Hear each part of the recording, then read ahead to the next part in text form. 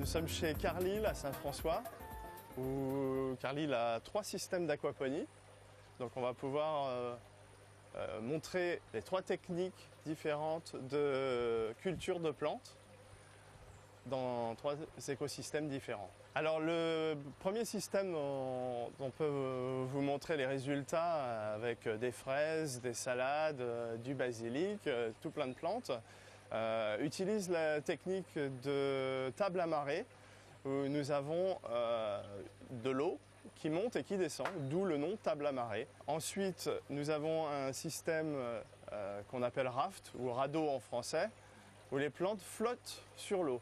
Là, dans ce cas-là, les racines sont tout le temps les pieds dans l'eau.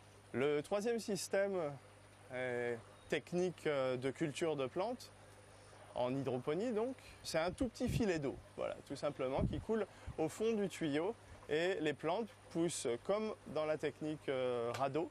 Et pareil, les racines ont les pieds dans l'eau, mais cette fois dans le tuyau, étant donné que le tuyau n'est pas rempli d'eau, les racines ont largement l'accès à l'oxygène et se servent en nutriments dans ce petit film d'eau. Bien sûr, dans tout système d'aquaponie, on a évidemment une filtration qui est essentielle, le filtre mécanique, qui va permettre finalement de retirer les plus gros morceaux de caca de poisson.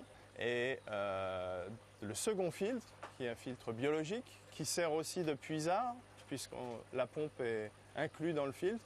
Ce filtre biologique est là où on va retrouver notre colonie de bactéries.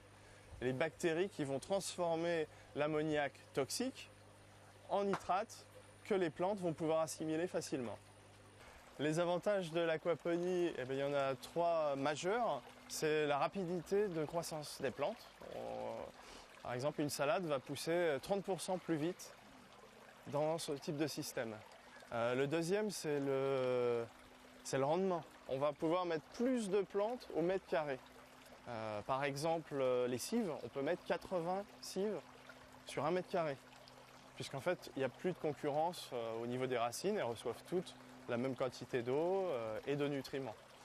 Et surtout les cives, ça pousse en hauteur. Donc il n'y a pas de problème d'espace comme par exemple le chouquel. Là, le chouquel, c'est très intéressant, on coupe une feuille et ça repousse.